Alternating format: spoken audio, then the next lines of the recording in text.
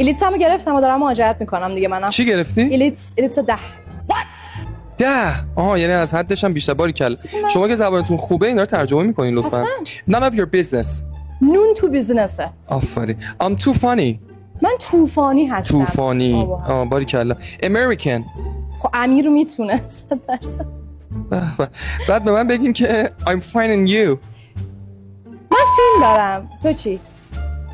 باریکلا. 10 شدین؟ بله دیگه بالاترین. آفرین. بعد are you really serious؟